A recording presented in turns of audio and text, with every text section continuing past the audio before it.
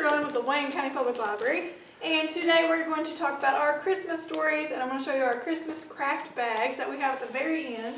So to get us started, we have Santa Mouse, and it's one of my favorite stories. It is written by, so he wrote the words, Michael Brown, and the pictures are illustrated by Elfrida DeWitt.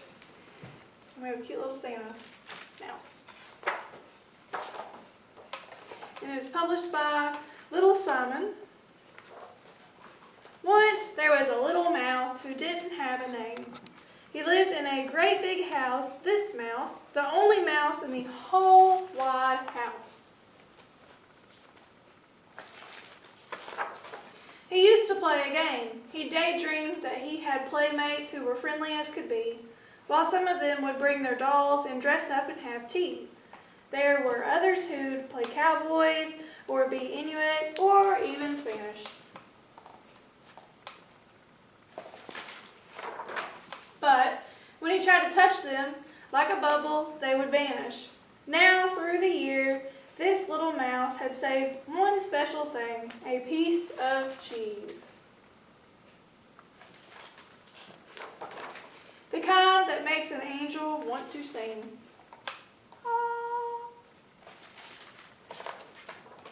On Christmas Eve, he brushed his teeth.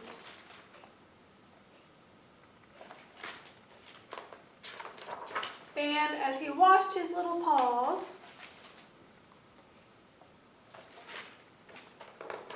he thought, my goodness, no one gives a gift to Santa Claus.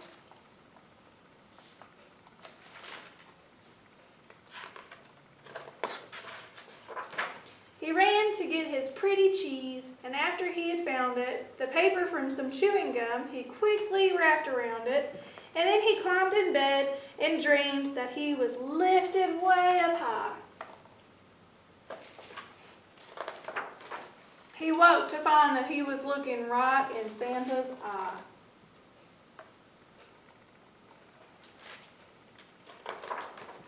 I thank you for my gift, said Santa.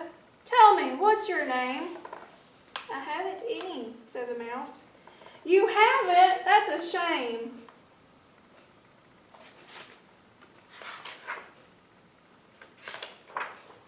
You know, I need a helper as I travel house to house, and I shall give a name to you.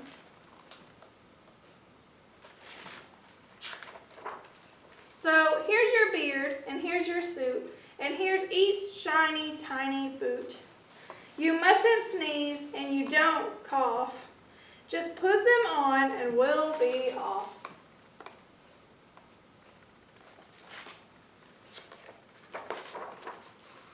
Then over all the rooftops, on a journey with no end, away they went together, Santa with his teeny friend. And so this Christmas, if you please, beneath the tree that's in your house, why don't you leave a piece of cheese? You know who will thank you?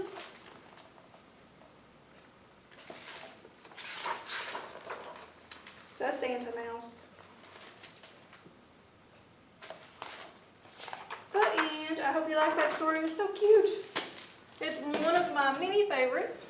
Our next story we're going to do is Froggy's Best Christmas. And most of you know Froggy. Me and Heather loved Froggy growing up. So the words are written by Jonathan London, and the pictures are drawn or illustrated by Frank Reminkwitz.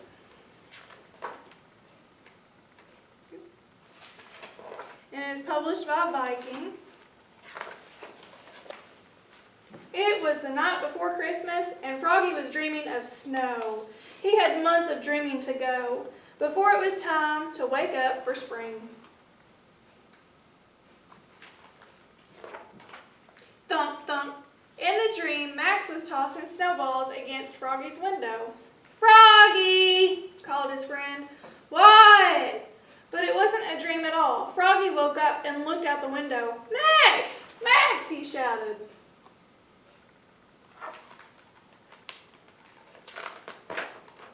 He hopped out of bed, flop, flop, flop, and opened the door. Merry Christmas, Froggy, yelled Max and gave him a present. Wow, said Froggy. This is my first Christmas present. This is your first Christmas, said Max. You always sleep right through it. I've heard a lot about Christmas, said Froggy. Now I can celebrate it. Yippee! And Froggy went to look for a gift for Max. Flop, flop, flop, flop. I found the perfect one, he said. What is it? Asked Max as he tore open the box. My soccer ball, the one I kicked for our winning goal at City Cup.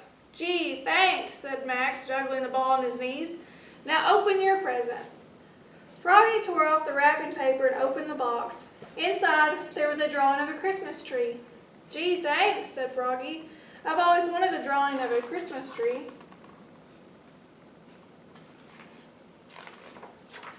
No, said Max. I'm giving you a real Christmas tree. Wow, said Froggy, what a friend. Christmas, Max said, is about friends. Yes, shouted Froggy. Let's go find Matthew and Travis. And he rushed to his room to get dressed.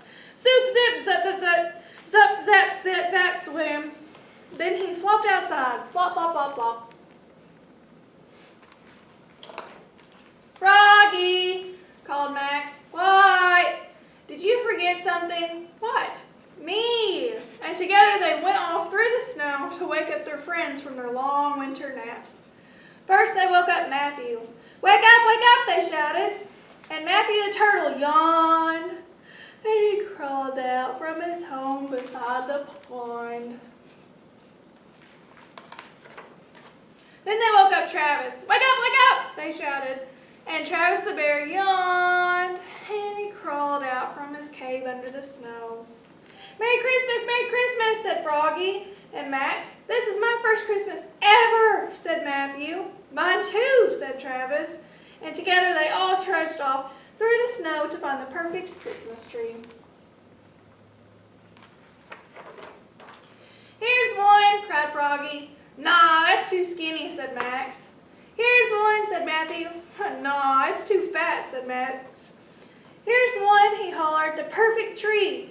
And Max the beaver gnawed and gnawed and gnawed until timber! Thunk. Then together they dragged the tree home through the snow. Christmas, said Max when they got there, is about friends and family too. And he scampered off and came back with his grandma and grandpa. And, with everybody's help, Froggy put up the tree and trimmed it with popcorn chains and popcorn pine cones. Then, with some paint and glue, Froggy turned the biggest cone into a teeny tree and wrapped it for his dad. He painted and wrapped a picture for his mom and put them under the tree. It's not much, said Froggy, but Mom and Dad like it when I make things all by myself. Besides, said Max, it's the spirit of giving that counts. And now, said Froggy, for the star. He made a star out of foil, then pushed a chair against the tree and climbed and reached and stretched. Timber! Shouted Max. Thunk.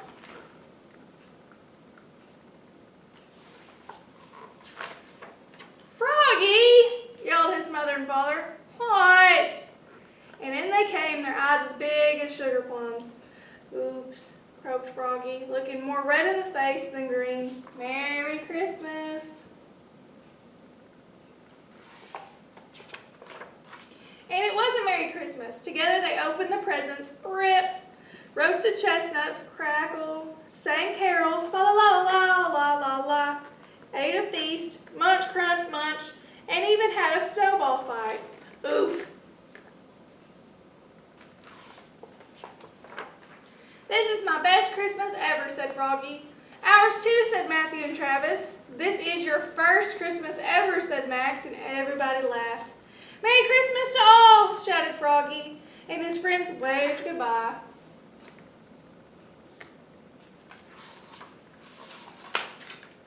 And to all a good night, boomed Santa Owl. Ho, ho, ho. The end. I hope you like that story. I love Froggy. Our next story that we have, it's actually more of a song break, and then we'll go into our next story.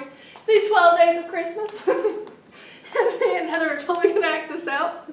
So it is illustrated by Don Daly, so the pictures are by him. It's an old song. So you can count with your fingers if you want to. I'll probably go up to 5 because my other hand's holding the book. The 12 Days of Christmas, and it is published by Philadelphia.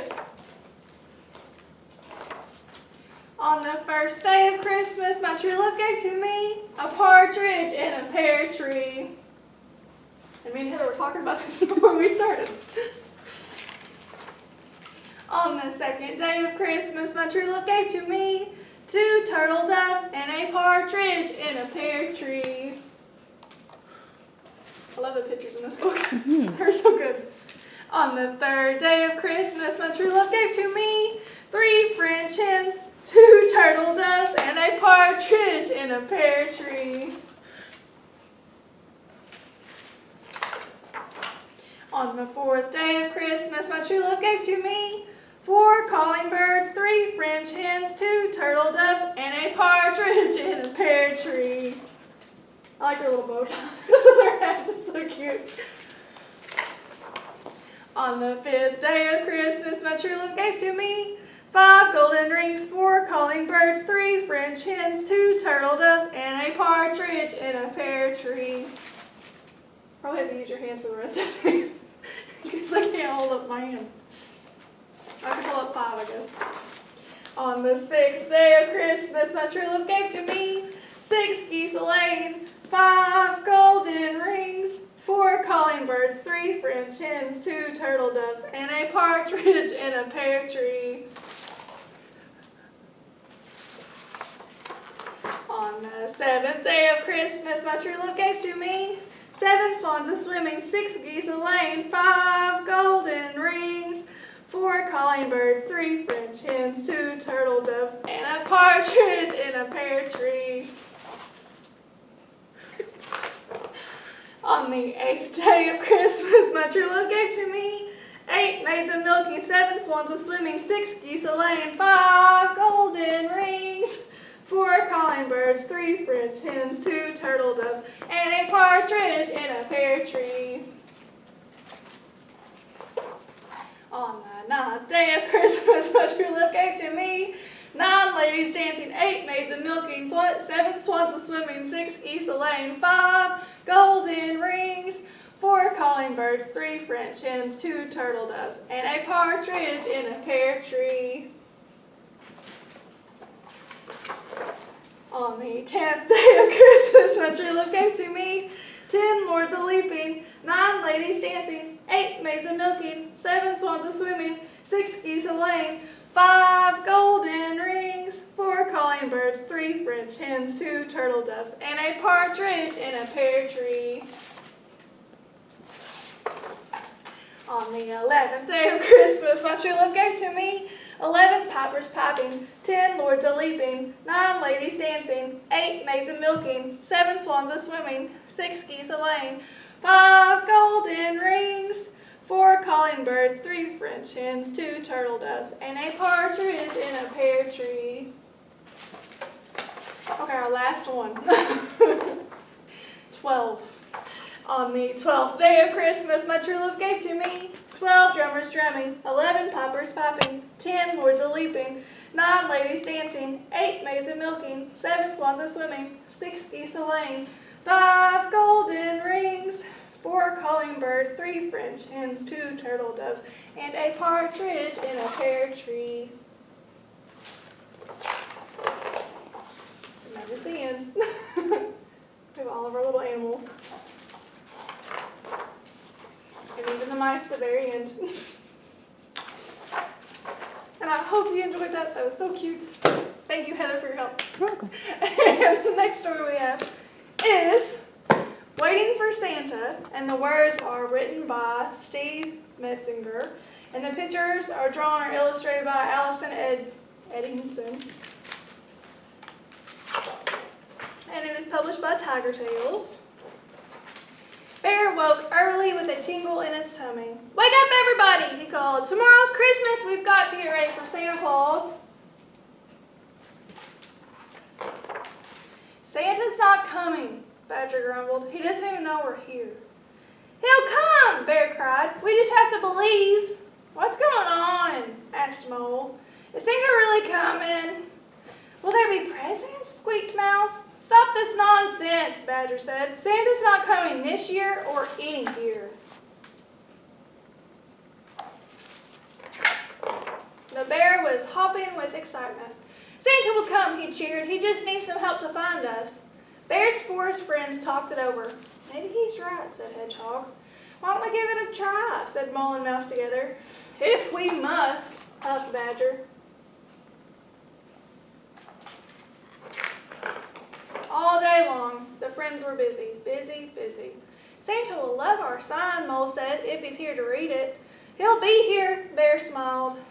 Santa's reindeer will love these snacks, Mouse said, if they're here to eat them. Oh, they'll be here, Bear declared.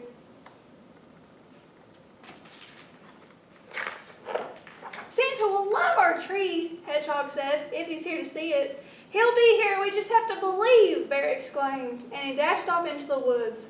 Where's Bear off to now, Mole asked. Maybe he's given up and gone home, Badger grumped, like we should.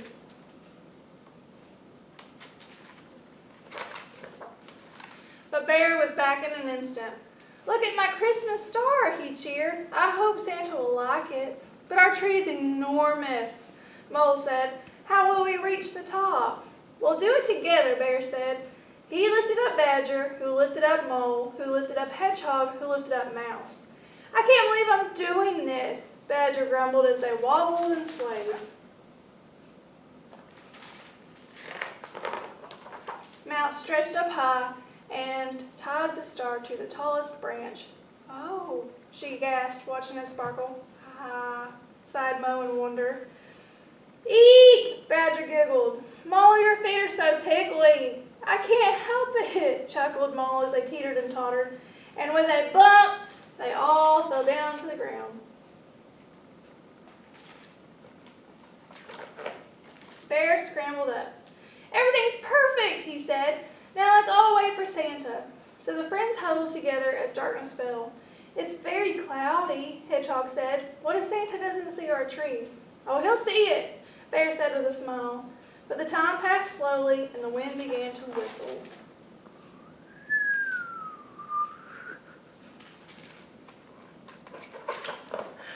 I'm cold, Mole shivered. I want to go home. Time for hot cocoa, Hedgehog said, snuggling close, but there was still no sign of Santa. He's not coming, is he? Cried Hedgehog. No presents, sighed Mouse. Maybe Santa isn't coming after all, Bear thought. Suddenly, a big gust of wind blew the clouds away. The moon shone down on the Christmas star, making it shimmer and sparkle. There's something in the sky, Badger said. It's... Who do you think that is? I think it might be Santa. Santa! Mouse cried. And he has presents! Hooray!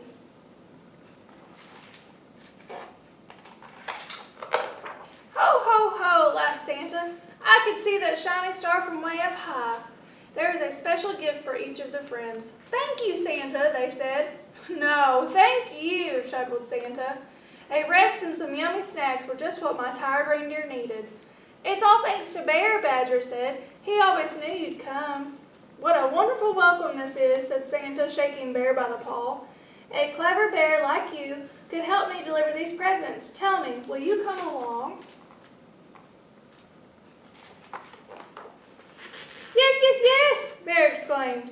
He hopped into the sleigh and his friends all cheered. And as they flew off into the night sky, Bear and Santa called out together, Merry Christmas, everyone, and never stop believing. That end. I hope you like that cute little story. Our next activity that we have, I have a reindeer. I'm going to act like I'm a reindeer. My nose. Here's my little friend the reindeer. And I have his antlers in the bag, but I'm not going to take them out. So I'm going to read you a couple of rhymes, and you have to guess what color his nose will be versus what color, the right color his nose should be. And I think you'll know his name as soon as I start reading it, because we have so many colors to go through.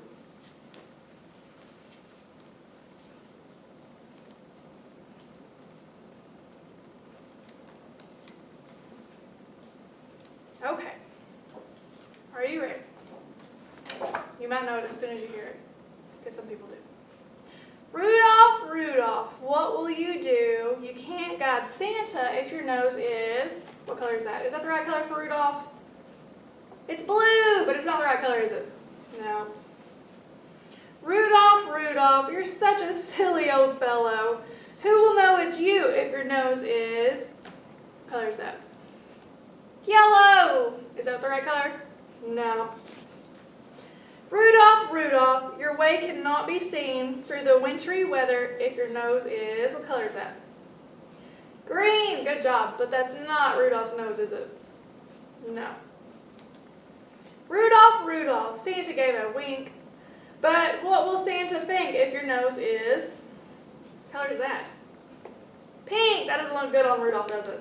No. Rudolph, Rudolph, it's time to fly at night, but you're quite a sight because your nose is... What color is that? White. That's not Rudolph, is it? No. Rudolph, Rudolph, it's time to go to town, but Santa's wearing a frown because your nose is... What color is that? Brown! It's not Rudolph, is it? Nope. Okay, let me try again. Rudolph, Rudolph, Santa has his sack, but you're not ready if your nose is... black. Is that Rudolph? It looks like a sad Rudolph. One more time. Rudolph, Rudolph, the children are in bed, and I know you're ready because your nose is... What color is that? Red! Is that the right color for Rudolph? Yep. Good job. Good job. We helped Rudolph find his right color nose. He was just having some fun. Okay, our next story is actually brand new, somewhat. It's called The Last Christmas Tree, and it is written by Stephen Krinsky. So he wrote the words, and the pictures are illustrated by Pascal Champion. And it is published by Dial Books for Young Readers, an imprint of Penguin Group. Almost exactly a month before Christmas, the trees arrived for the holiday. On the day before, the lot had been empty.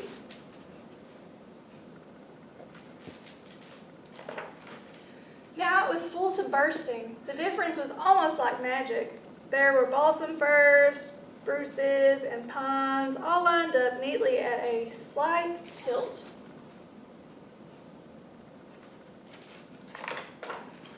In the middle of the row, wedged between two bushier companions, one particular tree trembled with excitement. It was not very tall, and in truth, a bit hunched over, not to mention the branches that were missing here and there. Still, no tree was more filled with the spirit of the season. Surely everyone would see that at once.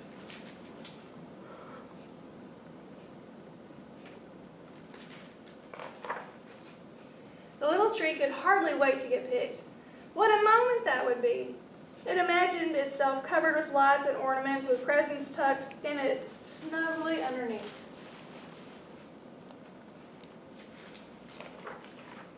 The other trees didn't seem to care about who picked them out or how long it took, but the little tree kept its hopes high. It wanted someone special, someone who was excited about Christmas as it was.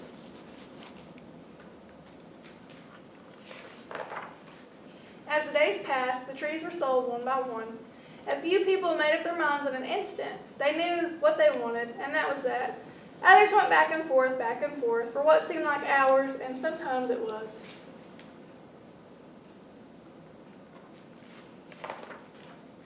One family pulled out the little tree for a closer look, but they were laughing meanly and shaking their heads the whole time. The little tree was secretly glad when they left it behind.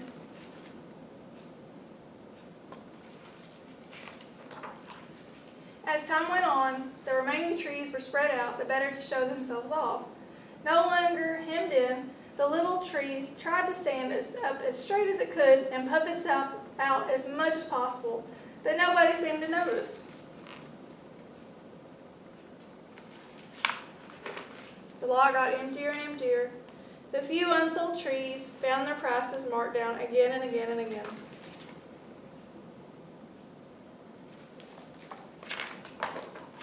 On Christmas Eve, the little tree looked to the left and it looked to the right. It was all alone.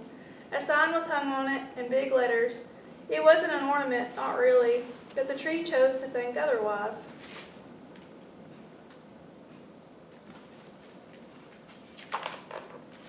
The night was cold and clear, and the little tree got rather sleepy. Just before dawn, it thought it heard a jingling sound, but it was hard to be sure.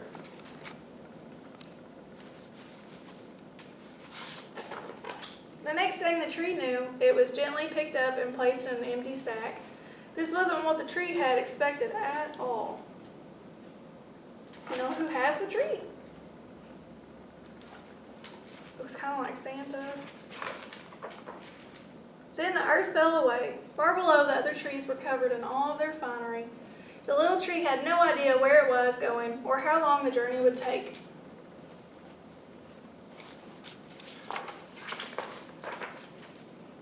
But when it arrived at last,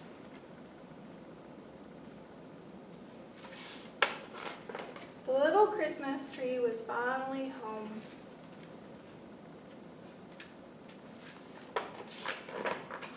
So Santa took that tree home. I love that little story. It's so cute. Our next story is brand new, and it is about Narwhal. So this is our friend Narwhal. It is Narwhal's Wish. It is written by, so they wrote the words, Lisa Ann Scott, and the pictures are illustrated by, so she drew the pictures, Amberlynn QQ. And it's published by Sky Pony Press. On Christmas Eve, animals crowded the North Pole as Santa prepared for the big night. Nigel and Narwhal gasped. "Oh, that present is glowing! It's someone's true Christmas wish," Flinny Fox explained.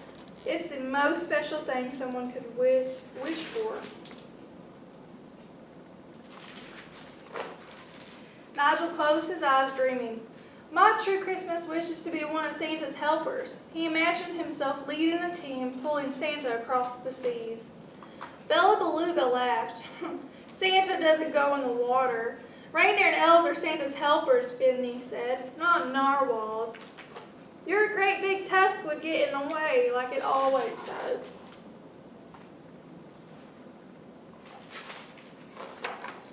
Nigel sighed. "You're right. I'll never get my true Christmas wish." "Don't feel bad," Flinny said. "Santa can only deliver a few each year because it takes so much time and work to grant." "Sometimes magic too," said Bella. Santa climbed onto the sleigh. "Let time freeze and currents speed on this magical night." Bells jingled as his reindeer sped toward the stars. Everyone cheered. "See you tomorrow, Santa!" Something bright tumbled from the sleigh. Splash!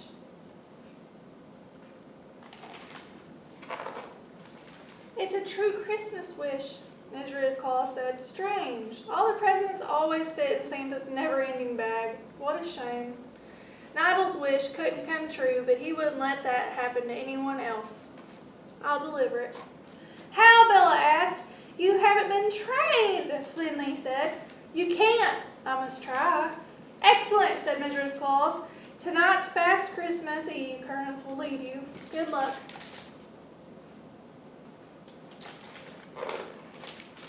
Whoosh! Far, far he traveled through the cold, dark waters. Nigel shivered. He wanted to go home.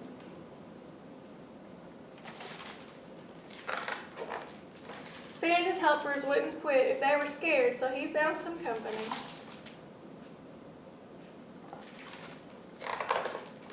Rush! On and on, through waves and swells until Nigel was tired.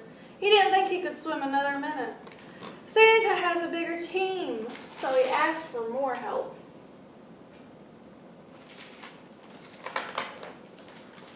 Soon, further and further beyond rifts and reefs until Nigel lost the current. He didn't know where to go. Santa leads his helpers, so he found someone to get him back on track.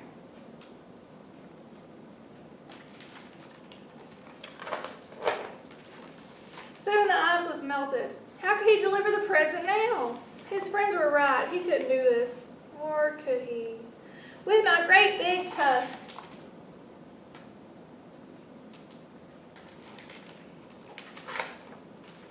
The magical Christmas Eve current led him to a dock. I'm waiting for Santa. Are you one of his helpers? Nah, I'm just dropping this off for Riley Jackson.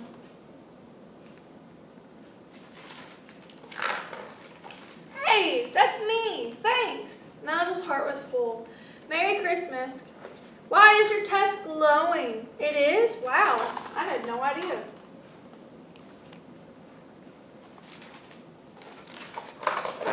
Nigel said goodbye and rode a current back to the North Pole, wondering about his tusk. He got there just as Santa arrived. How did it go? Mrs. Claus asked. Excellent, but I lost someone's true Christmas wish, Santa frowned. Don't worry, Nigel said. I delivered it.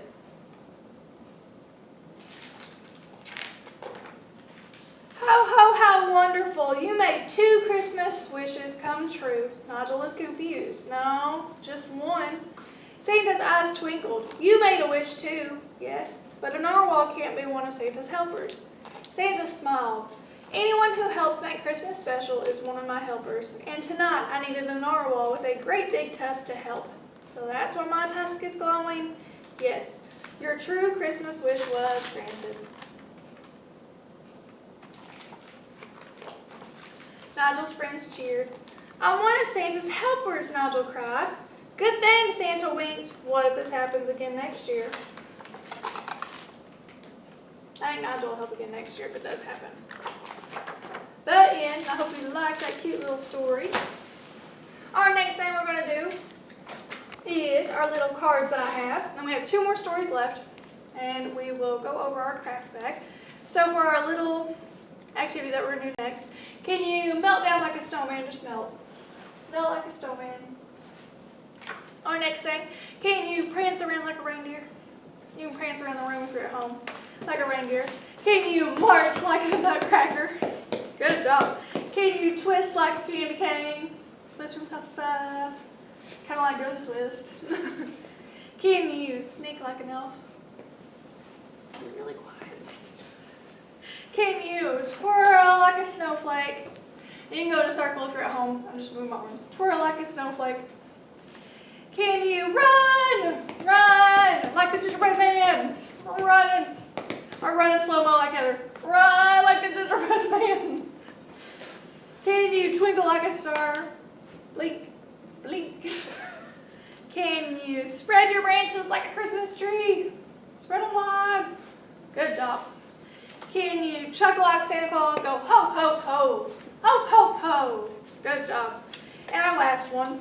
Can you roll like an ornament? So can you take your arms and roll like an ornament? Good job.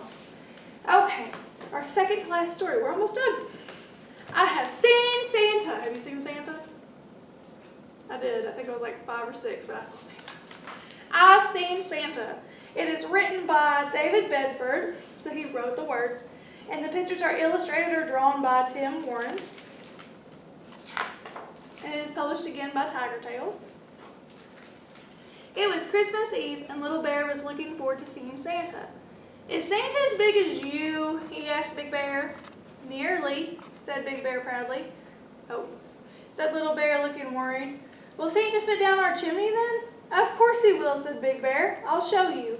Big Bear went outside and climbed into the chimney. Crash! See, said Big Bear from a cloud of soot. Santa will get in, no problem. Santa won't come if he sees this mess, said Mommy Bear. We'll help clean up, said Little Bear. Does Santa visit bears all over the world, said Little Bear. Yes, said Big Bear. He goes to every house. Said Little Bear. He might not have time to come here and then I won't have any presents. Don't worry, said Mama Bear. Santa will come just as soon as you go to sleep.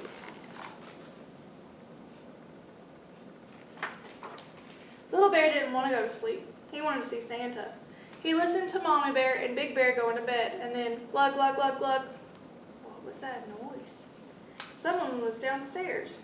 Someone was sitting by the fireplace. Yes, whispered Little Bear. It's Santa. It's Santa. I've seen Santa. Little Bear tiptoed up and saw Big Bear. "Hey, it's Santa's milk," said Little Bear. "I only wanted a sip," said Big Bear. "Before I go to sleep." He took Little Bear's hand. "Come on, Little Bear, let's just go to bed."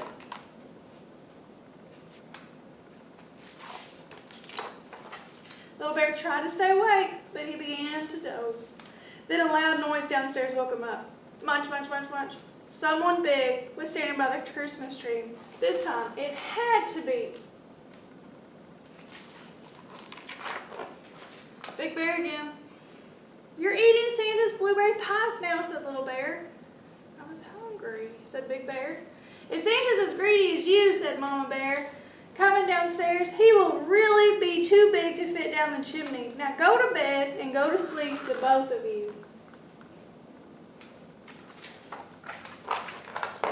Little Bear went to bed, but he couldn't go to sleep. He was too worried.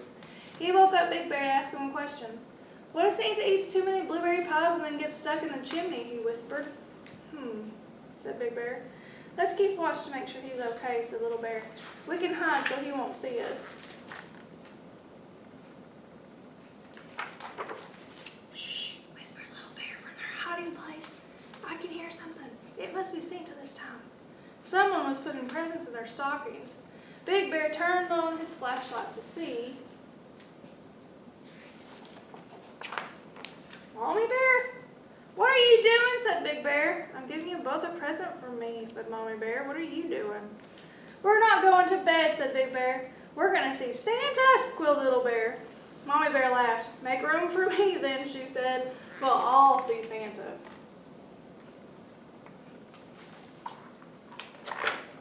Little Bear, Big Bear, and Mommy Bear stayed downstairs all through the night, but they never did see Santa.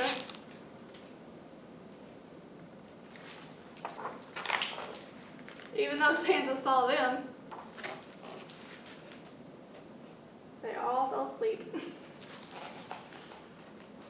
They were so tired. But again, so our last story is Bear Stays Up for Christmas, which is what just happened, but they fell asleep. So this one is written by Karma Wilson and Jane Chapman. The illustrations are drawn by Jane Chapman, and Carmen Wilson wrote the words, and it is published by Scholastic.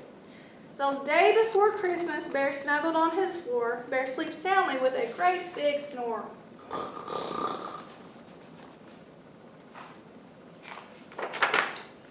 "Dear Bear, get up," Mouse shouts in his ear. "We won't let you sleep through Christmas this year."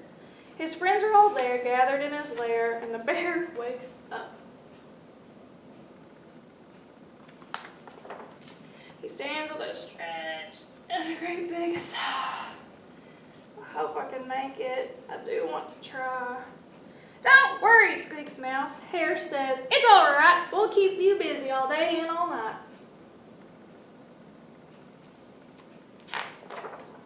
He tries to lie down, but his friends all frown, so the bear stays up. Poor bear. "Come on," says Badger, "time to follow me. In Pine Grove Glen, there's a fine Christmas tree." So they stomp through the woods and they tromp down the track. They hoist up the tree onto Bear's big back.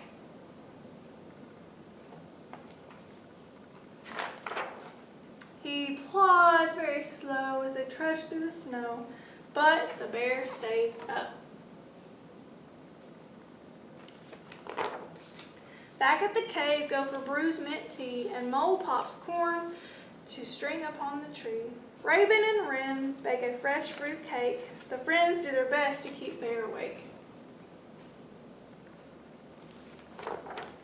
His shoulders start to stoop and his eyelids droop, but the bear stays up. They hang up their stockings by warm firelight and hum Christmas songs like "Oh Holy Night." They cuddle and sing as they wait for the sun. But soon all the voices fade to just one. A bright star glows while his good friends doze, but the bear stays up. Bear giggles and grins, he works and he raps, he bustles and bakes while everyone naps. He piles up presents under the tree, but who's at the doorway? Bear doesn't see. He toils all night until the sun rises, making his friends their Christmas surprises. Just before dawn, he lets out a yawn, but he still stays up. Do you see who's at the entrance to the cave? It's Santa! When Christmas arrives so lovely and white, Bear's friends awake to a glorious sight. Presents and goodies are all piled up tall. I stayed up, says Bear, just to share with you all. All of his friends shout with glee. Bear lies by the tree, but he still stays up. Wren flies to the stockings and tweets out a cheer. Besides our bear present, Santa was here. When all the gifts are open, there's one last surprise. Badger shows Bear a quilt just his size. Bear snuggles up tight and mutters, "Good night." Then Bear falls asleep. His friends tidy up and slip from the lair. They whisper, "Sweet dreams, Merry Christmas, dear Bear." And that is the end. Bear's still in there sleeping. So in our craft bag for the week of the 9th, we have a snowball that you will get, so you can play with the snowball. You can hit it like an ornament that you can make at home, and then it has like a little hole so you can put some string in it and hang it from your tree. Super cute. Then we have indoor scavenger hunt with Elf on a shelf. Then we have the Grinch crossword search. We have an ornament decorator, so like you decorated that ornament, you can decorate this ornament. We have a Christmas tree with bows and candy canes you can color. And then we have Rudolph and the Misfit toys and the Elf, and I can't remember her name. What is her name? Starts with a C. Clarice. I thought Rudolph was a super cute movie, so you can color this at home as well. And then stay tuned, hopefully, for next week's story time, and we will get a cool craft bag then. Thanks, guys.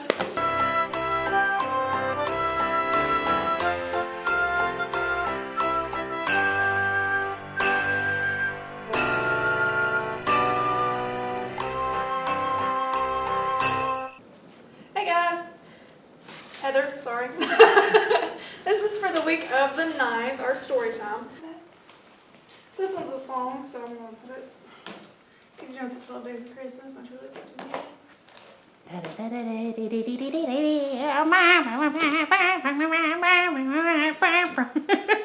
partridge in a pear tree. Hit it like I just hit. Heather. I didn't hit her.